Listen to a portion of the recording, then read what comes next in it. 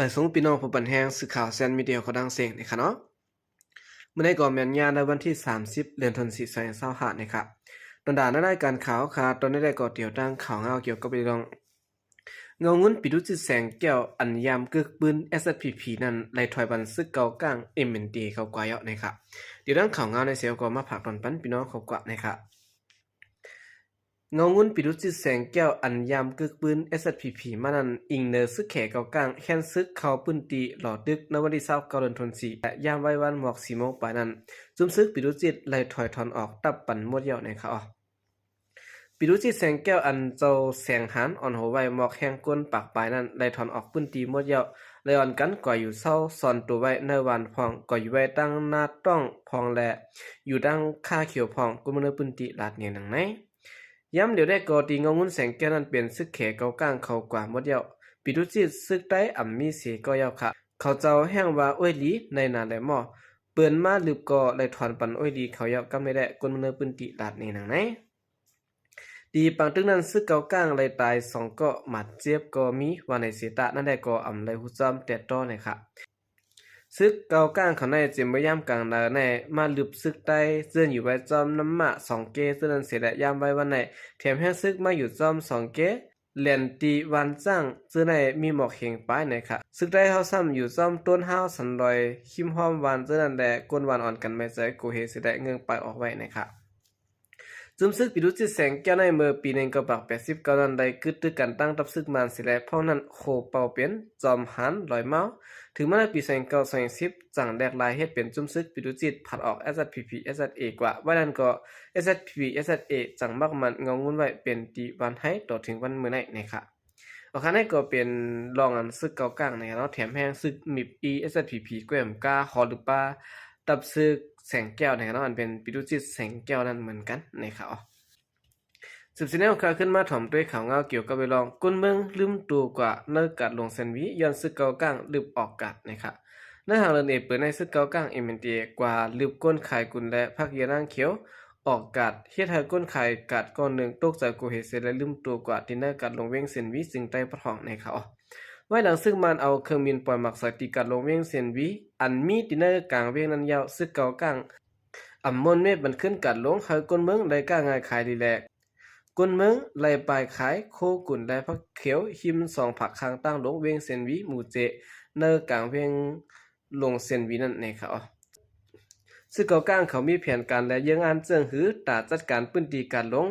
เนอกลางเวียงลงเซนวีในอ่ำปืนผ่าปันพังให้กุนเมืองไหลหูหันจอมสั่งในซ้ำเต็กลืบก้นกะขายกุนและก้นขายพักเขียวกว่าขายอองตีกาดมาอันมีหิมเอเชียว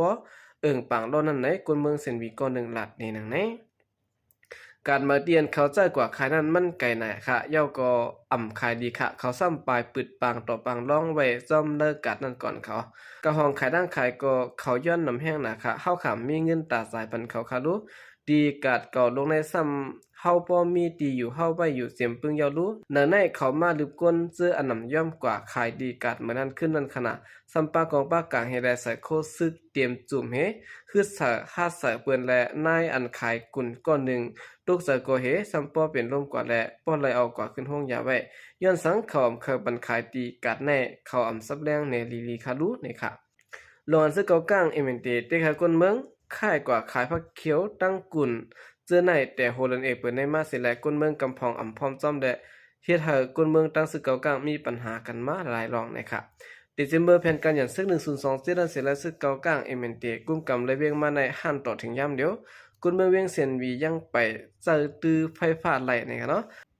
ได้ใส่ขอนปันกูลองปันซึกเกากลางนำเลือหนังกุนเมืองปองเป็นได้และเฮ็ดให้กุนเมืองคบทบลองหยับกินแห้งซะแดงพ้นแดงอินเทอร์เน็ตก็ยังไปเจอตือไหลเฮาบ่แคมแดบขึ้นเหมือนเก่านะครับ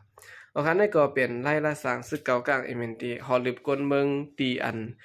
การลงนะครับเนาะอันที่กุนเมืองขายอยู่กูปอกอันเป็นในกลางเวียงนั่นนะครับคำเจอกับขายเตียนเขาปืนไว้ตีมานั่นค่ะนะยาก็ที่ไรขาดที่ไรเศร้าเขาอยู่นั่นค่ะเนาะ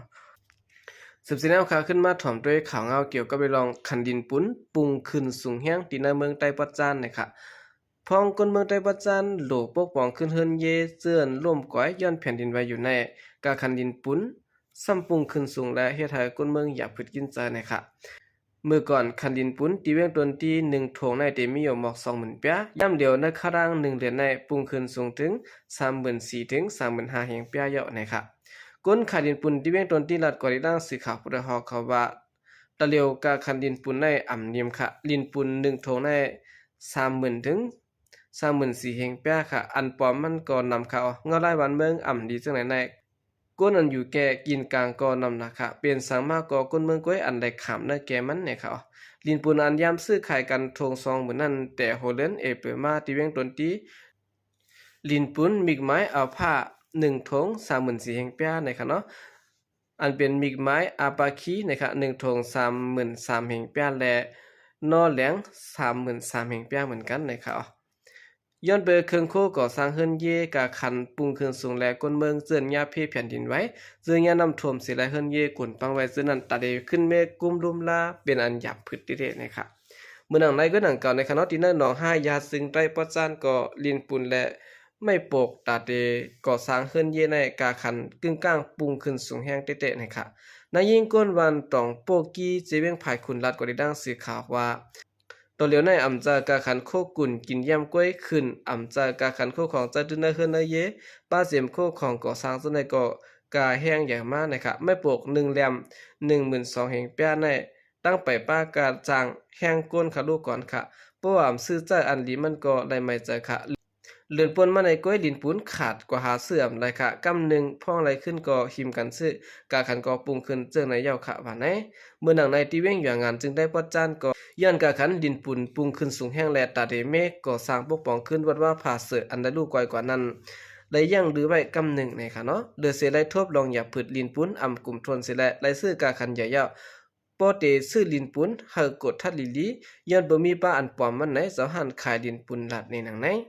ตาเตหูลินปุนอันแต่อันปอมมันนั้นซ้ำลุงเอกเกี่ยวผู้กดทัดเส้นลินปุนดัดในไว้ว่าเอาหมากผ้าหนีบใส่ในลินปุนเพราะมันเลือดมาจึงเป็นอันปลอมนะครับเพราะว่าเป็นอันแจ็ดมันไหนมันอำเลือดวันในเขาเอาคันได้ก็เป็นข่าวง่าวนะครับลองอันดินปุ้นกะขันสูงขึ้นมานะครับว่าเสอิงสันเสลเฮือนเยก้นเมืองลูกก้อยน้ำนะครับเนาะก็เดลัยเฮ็ดเฮือนเดลัยเมเฮือนลูกก้อยน้ำนั่นค่ะเนาะยาก็ก้นเมืองซ้ำหิมกันซื้อนะครับเพราะว่าหิมกันซื้อก็ก้นอันโหลมันซ้ำน้ำยาก็สินค้ามันซ้ำอีกเนี่ยกะขันมันก็ปรุงขึ้นสูงนะครับเบิ่นก็ก้นขายมันก็เอาตื้อตั้งลีอันได้สิแลขึ้นกะขันมันนั่นค่ะเนาะโอเคคำเตือนสุดในก็ยินจมนับยามกุมถึงพี่น้องผู้กำแถมปัญหาเขาดังเสียงอยู่ค่ะยินจมนับยามมีน้ำเสียข่าวใจก็เรียกมาส่งค่ะ